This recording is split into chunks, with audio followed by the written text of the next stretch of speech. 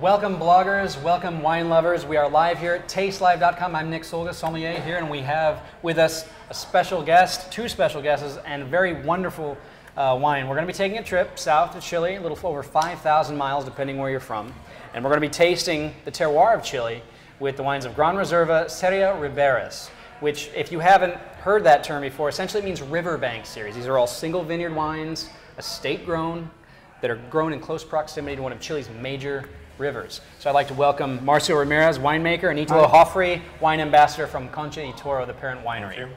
Thank you for being with us tonight. Gentlemen, we have a beautiful Cabernet Sauvignon in front of us here today, and I know that actually a little bit, right before we get into talking about it, we sent out to the bloggers a beautiful recipe pairing that came from Concha y Toro and the chefs there, and we actually had a local blogger chef, $20 wine blog, Jason Mancebo. He is $20 wine. He's tasting actually and cooking at the same time. We have a beautiful rabbit casserole. It's been adapted to be a little bit of an appetizer portion. So when you combine this with a little bit of this Cabernet, it's absolutely stunning.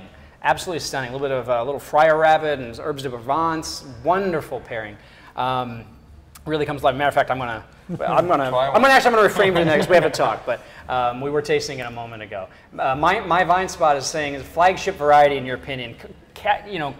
Chile is known for Carmenere. It's known for Cabernet, and Cabernet has the muscle. Yeah, it's important. Oh, actually, Chile is known for Cabernet Sauvignon. Absolutely. Carmenere it's growing. It's the fastest growing grape in Chile, but Carmenere is 70% of the total production. I think it's important for the bloggers, Marcio, if you could tell them, I think especially a lot of our bloggers being from California, being from the United States, they may have had wines from Napa, Sonoma, maybe even Washington, Red Mountain area, wonderfully known, all the way to France, where you studied and we've had some background. But what would you say is the difference between Chilean Cabernet Sauvignon and maybe some of the more domestic stuff or the French stuff that our bloggers might be used to?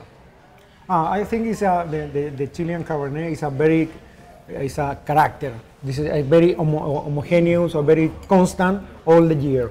It's a very structure, power. It's a long time age for guarda or age the wine. For a long time. And you notice right off the bat, this wine is not messing around. We actually, Divine Wine Time noted here is actually retweeting Wine Harlots and Sonadora, whichever one of you had it right or had it first. God bless you, because yeehaw, they say, basically. Look at this. There's pretty much my notes there. Yum, sexy, awesome. Much better shot of the beautiful rabbit that we had there a moment ago. So we'll just set that to the side. But talk about an amazing pairing. You go ahead, and while I'm talking, you'll have that.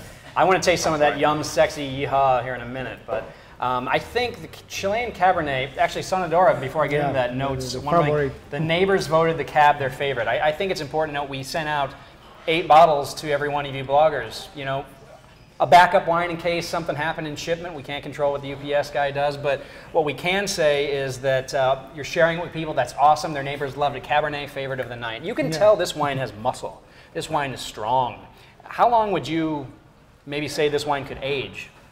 I think it's possible to 8-10 years age the bottle. Up to 10 years. The tanning, the soft tanning is a structure for the long time. I'd like to ask the bloggers, when was the last time you took a $16 bottle of wine or 15, whatever, 15, under $20 bottle of wine for the most part, especially from, a new world country and aged it for a decade and had it unfold?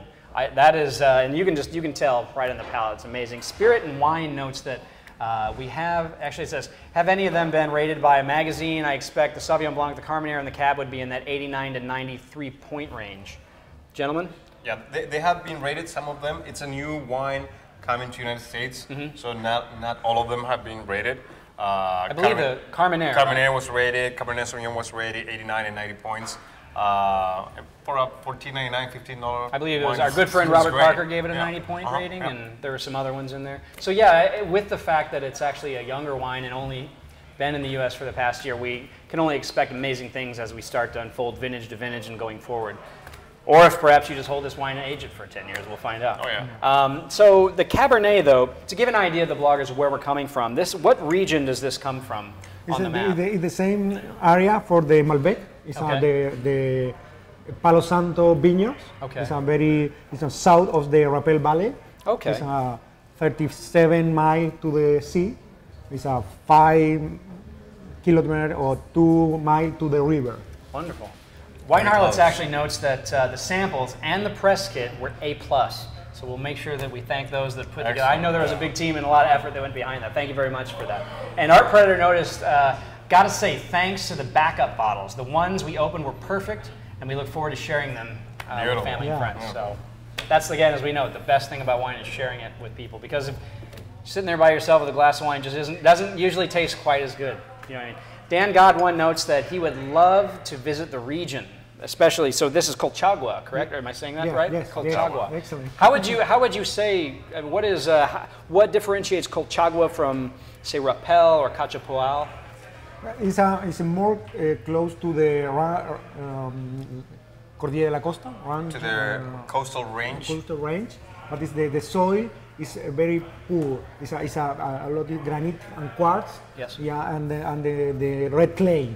But it's the difference. In a Rapel Valley or Cachapoal is a very deep soil, fertile soil. This soil is a very poor. Yeah. Okay. Needed for the Cabernet is a very strong. So does that make the vines fight a little more?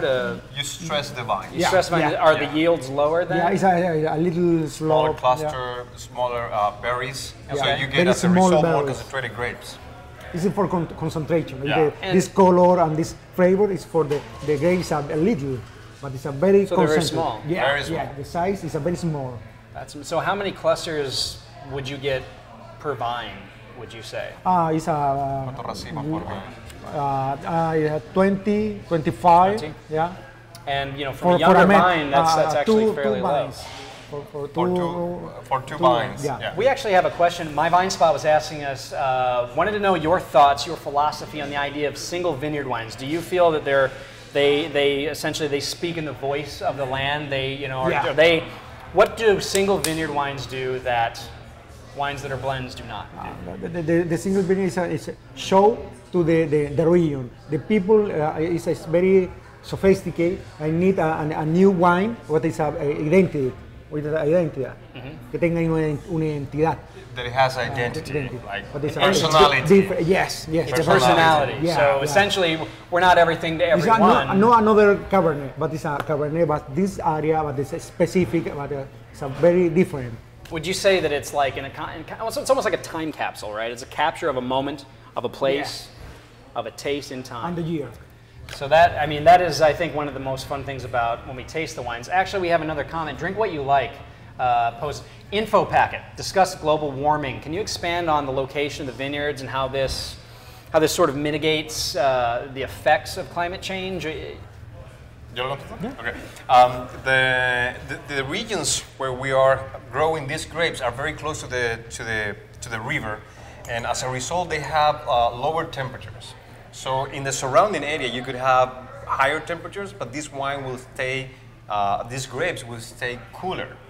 And as a result, also, since it's a cooler area, we don't need as much water as other regions so it's irrigate. So it's more sustainable from a water Exactly. usage perspective as Exactly. well as More efficient for the use. That's unique, and that's part of a lot. That was as you said earlier, I believe, a large study that went on because of that. Yeah, the Universidad de Chile, they did this study. There's a scientific background to do that, and they did that research, and they found out that these places would have lower temperature and less use of water, which we have seen in the last year. You know, we actually have Spirit and Wine just wanted to share with us quickly. Thank you for that. But they wanted to thank everyone here, thank all of us for the opportunity essentially to taste these wines. And they really enjoyed them very much and look forward to tasting them again. I know that everyone has extra bottles, and so thank you very much for sharing that with us. You guys have really done a wonderful job bringing this to life for us. And we have a few. Do we have any more questions at all? Are we good? So we're wonderful. I would say that at this point we've traveled up and down the country of Chile, and we've been able to taste not just a Sauvignon Blanc, but a beautiful Malbec onto a Carmenere and a Cabernet in our glass. I hope you didn't pour them out. But I would like to thank you all for joining us tonight and jumping from segment to segment.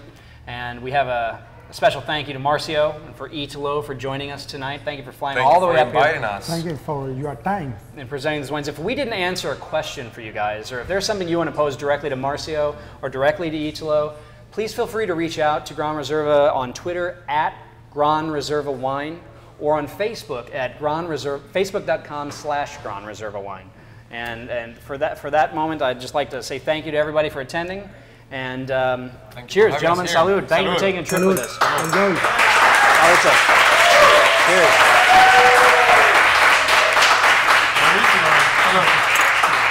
You did a wonderful job. Awesome. Thank you. Wonderful job. Thank you very much. We're still live. Let the bloggers know that you'll answer more questions for Absolutely, the next 15 minutes. So for any of you bloggers that are sticking around with us and are lingering over perhaps the Cabernet or the Carm or even one of the other wines, we'll stick with you for the next 10 or 15 minutes to answer any questions that you didn't have a chance to pose or I didn't have a chance to answer. So go ahead and fire them at us and we'll taste some wines and we'll answer your questions. Absolutely. Absolutely. These gentlemen flew how many miles to be here? We don't want to lose sight of that. It's a long flight. How many hours does it take to fly to Chile? To San Francisco 10 is 10 10 hours to Dallas, and then Dallas here. It's like 15 hours to get here for this tasting. So 10 hours to Dallas and 15 hours in total. Yeah. That's a far cry from aging a barrel for 15 months. So you can at least feel better about that. All right, I'm going to take you off your But it's a very good. And we'll be answering the rest of your questions on chat. And I didn't mean to cut you off, Marcio. Thank you for being with us. And thank you for those that are sticking with us. Shoot us questions and we'll answer you on chat. Cheers. Salud. Salud. Salud.